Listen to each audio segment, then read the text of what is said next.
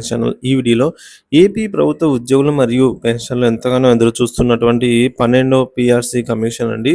So, ఈ 12వ పీఆర్సీకి సంబంధించి గత ప్రభుత్వం కమిషన్‌ను నియమించినప్పటికి కూడా అది తూతూ మంత్రంలాగా అయితే జరిగింది. ఎందుకంటే కమిషన్‌ను నియమించినా కూడా అందుకు తగ్గ స్టాఫ్‌ను గానీ, అందుకు తగ్గ ఆఫీస్ మెయింటెనెన్స్ కానీ ఏమీ ఇవ్వలేదన్నమాట. సో, కాబట్టి అది అలా అర్ధాంతరంగా 1 ఇయర్ తర్వాత ముగిసిందండి.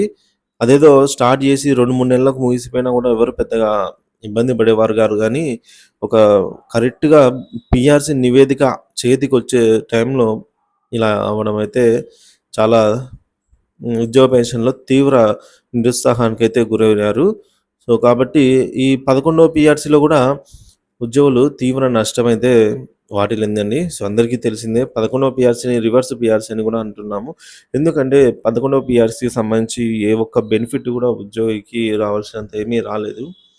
సో, కరోనా సాకుతో గూడా చాలా వరకు అయితే నష్టమైతే వాటిల్లింది. ఆ నష్టాన్ని 12వ పీఆర్‌సీ ద్వారా అయినా భర్తీ చేయాలని ఉద్యోగ పెన్షన్‌లంతా గూడా ఉద్యోగ ఫ్రెండ్లీ ప్రభుత్వం అయినటువంటి కూటమి ప్రభుత్వాన్నయితే కోరడం జరిగింది. మరి ఈ దసరా పండుగకేమైనా ఈ 12వ పీఆర్‌సీకి సంబంధించి నివేదిక ఏమైనా అంటే కమిషన్‌ను నియమించే అవకాశాలున్నాయా అంటే అవునండి ఉన్నాయి. సో, దాని గురించే మనమైతే ఈ వీడియోలో పూర్తిగా తెలుసుకుందాము. వీడియోనైతే ఎక్కడే గాని స్కిప్ చేయకుండా చివరిదాకా చూసేయండి. అప్పుడే ఇన్ఫర్మేషన్ పూర్తిగా అర్థమవుతుంది. వీడియో చూస్తున్న ప్రతి ఒక్కరు కూడా ఈ వీడియోకి ఒక లైక్ చేయండి. ఈ వీడియోని తోటి ఉద్యోగ పెన్షనర్ మిత్రులతో అయితే షేర్ చేయండి. కొత్తగా మన ఛానెల్ చూస్తున్నారు సబ్స్క్రైబ్ చేసుకున్నట్లయితే దయచేసి దయచేసి మన ఛానల్ అయితే సబ్స్క్రైబ్ చేసుకోండి. దీని ద్వారా ఏపీ ఉద్యోగ పెన్షన్‌కి సంబంధించి లేటెస్ట్ తాజా సమాచారం అయితే మీ వరకు రీచ్ అవుతుంది. ఇక మనం ఆలస్యం చేయకుండా వివరాలకైతే వెళ్ళిపోదాము. ఫ్రెండ్స్ ఇక విషయానికి వచ్చినట్లయితే ఉద్యోగులకు సంబంధించి కొత్తగా 12వ పీఆర్‌సీకి ఏదైనా కమిషన్ నియమించాలి. అదేవిధంగా సభ్యులకు సంబంధించి కూడా దసరా తర్వాత ఫైల్ అయితే కొలిక్కి రాబోతున్నట్టుగా తెలుస్తుందనమాట. సో, రాష్ట్ర వ్యాప్తంగా ఏపీలో ఉద్యోగ పెన్షనర్లకు ఒక శుభవార్తనే చెప్పుకోవచ్చు. ఈ 12వ పీఆర్‌సీ ద్వారా. ఎందుకంటే 11వ పీఆర్‌సీ ద్వారా మనకు సుమారుగా 40 అబోవ్ ఆహ్, పెన్షన్ అంటే జీతాలు మరియు పెన్షన్‌లయితే 47 వరకు పర్సెంట్ వరకు పెరిగాయి. ఈ 12వ పీఆర్‌సీలో మనకైతే 50-60% మధ్యలో అయితే జీతాలు, పెన్షన్‌లు పెరగబోతున్నాయన్నమాట. సో, కాబట్టి ఇది చాలా హ్యూజ్ ఇన్‌కమ్. సో, ఉద్యోగులకైనా, పెన్షనర్లకైనా వారి యొక్క బేసిక్‌లో ఒక 100కి రూ. 150-160 వరకైతే వాళ్ళు చేతికి అందే అవకాశం అయితే ఉంటుంది. సో, కాబట్టి అందరూ గూడా ఎదురు చూస్తున్నారు. సో, కొత్తగా ఈ ప్రభుత్వం అయితే మళ్ళీ పీఆర్‌సీని నియమించాల్సిన అవసరం ఉందండి. సో, గత పీఆర్‌సీ అనేది అది తూతూ మంత్రంలా అయిపోయింది కాబట్టి ఇప్పుడు కొత్తగా పీఆర్‌సీని నియమించి మళ్ళీ ఒక 1 ఇయర్ గరిష్టంగా గడువు కూడా ఇవ్వాల్సిన అవసరం అయితే ఉంది. సో, రాష్ట్ర వ్యాప్తంగా ఉన్నటువంటి ఉద్యోగ పెన్షన్‌లకు సంబంధించి అయితే కొత్త పీఆర్‌సీకి సంబంధించి కమిషన్ వేసినప్పటికి కూడా అది తూతూ మంత్రంగానే అనిపించడంతో దానికి సంబంధించి పీఆర్‌సీ కమిషన్ మళ్ళీ ఇప్పుడు వేసి సభ్యులందరికీ విధులైతే కరెక్ట్‌గా ఇచ్చే వరకు కూడా నమ్మకాలు లేని పరిస్థితి అయితే ఉద్యోగ పెన్షనర్‌లో నెలకొందనమాట. సో, ఇప్పుడు 12వ పీఆర్‌కి సంబంధించి నివేదిక రావాలి. దానికి సంబంధించి అవసరమైనటువంటి స్టాఫ్ అయితేనేమి, ఆఫీస్ అయితేనేమి, ఆఫీస్ గదులైతేనేమి అన్నీ గూడా సమకూర్చి సక్రమంగా నియమించిన తర్వాత అంతవరకు కూడా ఉద్యోగ పెన్షనర్స్‌కి అయితే నమ్మకం లేని పరిస్థితి. కానీ ఈ నేపథ్యంలోనే దసరా పండుగ సందర్భంగా అయితే 12వ పీఆర్‌సీ కమిషన్‌ను ఇంకా ఎంతకని లేట్ చేస్తాము అని జెప్పేసి ప్రభుత్వము ఈ సెప్టెంబర్ తర్వాత అక్టోబర్‌లో అయితే మనకు ఈ 12వ పీఆర్‌సీకి సంబంధించి కమిషన్‌ను నియమించే అవకాశాలైతే ఉన్నాయండి. సో, గరిష్టంగా 1 ఇయర్ పాటు అంటే అక్టోబర్ 2025 వరకు అయితే ఈ నివేదికను తెప్పించుకొని సో, మనకు 2026 లోపల అయితే 12వ పీఆర్‌సీని అయితే అమలు పరచాలి విధంగా అయితే ప్రభుత్వము సో, చూస్తుందన్నమాట. దానికి తగ్గ చర్యలైతే తీసుకోబోతుంది. సో, ఈసారి గరిష్టంగా మనకు 50-60% కూడా అప్పటి ధరలను ఆధారం చేసుకొని, నిత్యావసర ధరలను ఆధారంగా చేసుకొని అప్పటి వరకు ఉన్నటువంటి పరిస్థితిని బట్టి సో, 60% వరకు కూడా మనకు పీఆర్‌సీలో ఈ విధంగా బేసిక్‌లో ఇంక్రిమెంట్ అయితే ఉండబోతుందన్నమాట. సో, పీఆర్‌సీ కమిషన్ దానికి సంబంధించిన సభ్యులను కూడా విధులను కరెక్ట్‌గా అన్నిటిని చెక్ చేసుకొని ఇంప్లిమెంట్ చేసే విధంగా తీసుకొచ్చేందుకు రాష్ట్ర ప్రభుత్వం కసరత్తు చేస్తున్నట్టయితే తెలుస్తుంది. ఈ విధంగా దసరా సంబంధించి ఉద్యోగులకి 12వ పీఆర్‌సీ సంబంధించి సమగ్ర సమాచారం అయితే బయటికి రావడం జరిగింది.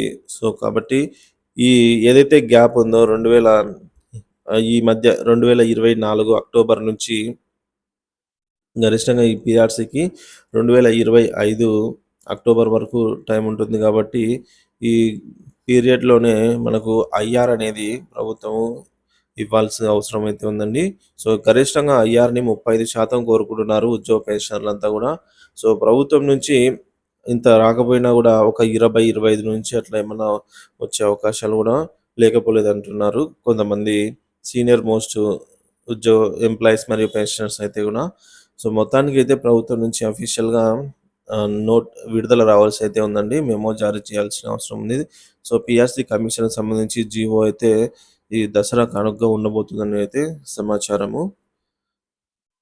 సో, ఈ విధంగా మొత్తానికి మనం చూసుకున్నట్లయితే ఉద్యోగ పెన్షనర్‌లో మరింత ఉత్సాహాన్ని పెంచేందుకు కూటమి ప్రభుత్వము ఇప్పటికే 1వ తేదీన జీతాలు జమ చేయడం లాంటి పరిస్థితి అయితే తీసుకొని రావడం జరిగింది.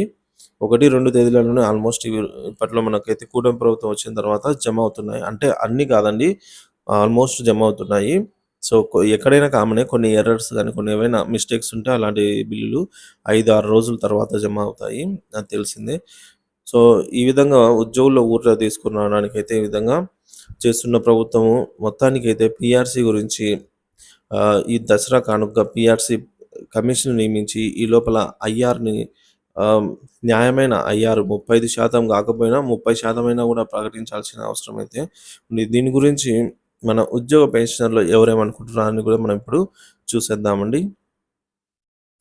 ఫ్రెండ్స్, ఇక్కడ మన కొంతమంది మిత్రులు అయితే పీఆర్‌సీకి సంబంధించి కొన్ని వ్యాఖ్యలైతే చేశారండి. అవి కూడా మనం పరిగణనలోకి అయితే తీసుకోవాల్సిన అవసరం ఉందండి.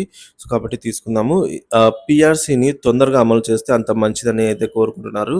2014, 19 మధ్య ఎన్నికల ముందు తెలుగుదేశం ప్రభుత్వం ఇచ్చిన కొత్త జీతాలు 7 ఏళ్ల నుంచి ఇంక్రిమెంటే లేదు సాలరీస్‌లో. కానీ బయట నిత్యావసర ధరలు మాత్రము ఆకాశాన్ని అంటుతున్న వేళ ఉద్యోగ పెన్షనర్లంతా కూడా తీవ్ర ఇబ్బందులు పడుతూ ఉన్నారనమాట. సో, యూట్యూబ్ లేదా వాట్సాప్ గ్రూపుల్లో ఇదిగో పులి అదిగో అంటే సో, ఈ విధంగా మనము సోషల్ మీడియా తరపునైనా సరే పీఆర్‌సీ అమలు కావాలి తొందరగా అని చెప్పేసి కోరుకుందాము. అదేవిధంగా కొంతమంది ఔట్‌సోర్సింగ్ వారు తక్కువ వేతనాలు తీసుకుంటున్నారు. సో, వాళ్ళ కోసమైనా సరే ఈ విధంగా పీఆర్‌సీని అమలు చేసి జీతాలు పెంచాలని అయితే కోరుకుంటున్నారండి. సో, ఔట్‌సోర్సింగ్ వారిపైన ఆహ్, రెగ్యులర్ వారు మరీ ఘోరం. అసలు ఏం పని చేయట్లేదు. అంతా కాంట్రాక్ట్ ఉద్యోగులే చేస్తున్నారు. వాళ్ళతోనే చేయిస్తున్నారు అని చెప్పేసి కూడా కొన్ని వాదనలైతే ఉన్నాయి. సో, వాస్తవానికైతే రెగ్యులర్ వాళ్ళకంటే ఔట్‌సోర్సింగ్ వాళ్ళపైన కొద్దిగా ప్రెషర్ ఉంటుందండి. అది అందరికీ తెలిసిందే. అదే వాస్తవము. 100% సాలరీ జీవో ఇంప్లిమెంట్ చేస్తారా అనైతే అంటున్నారు. జీవో ఇంప్లిమెంట్ చేయాల్సిన ప్రభుత్వం మీద బాధ్యత ఉంది. ఎందుకంటే గత ఎన్నికల ప్రచారంలో భాగంగా ప్రభుత్వం ఏం హామీ ఇచ్చింది? పీఆర్‌సీ మేము అమలు చేయాలి. మీకు ఐఆర్ మేము ప్రకటిస్తాము. మీకు డీఏ బకాయిలు మేము ఇస్తాము. అలాగే మీకు సంబంధించినటువంటి ఏపీజీఎల్ఐ లోన్స్ గాని తదితర పెండింగ్ బిల్లులు అన్నీ కూడా మేము వాటిని ఇవ్వాల్సిన ప్రభుత్వం బాధ్యత మా మీద అయితే ఉందని చెప్పేసి కూడా ఒప్పుకున్న సందర్భంగా ఖచ్చితంగా ఇచ్చి తీరాల్సిందే అండి. 2018 43% ఇచ్చారు. ఇప్పుడు ఎంత ఇస్తారండి? ఇప్పుడు 60% అండి. 50-60% రావచ్చు.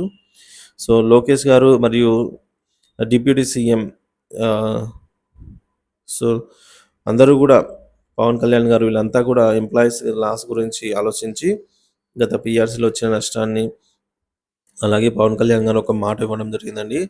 ఈ సిపిఎస్‌ను విధానాన్ని రద్దు చేసి వీలైతే ఓపీఎస్‌ని పునరుద్ధరిస్తామని కూడా గరిష్టంగా 1 ఇయర్ కాలంలో దీనికి సంబంధించి పరిష్కారం చూస్తామని కూడా తెలియజేశారు. సో, మొత్తానికైతే ప్రభుత్వం నుంచి అఫీషియల్‌గా మనకు ఈ విధంగా మెమో రావాల్సి ఉందండి. సో, జీవోలు కూడా జారీ కావాల్సింది. సో, త్వరితగతిన వీటన్నిటిని దసరా కానుకైనా ఈ అన్నిటిలో కొన్నైనా కూడా ప్రభుత్వం ఉద్యోగులకు తీర్చాల్సిందిగా కోరుకుంటున్నామండి. So, thank you for watching this video.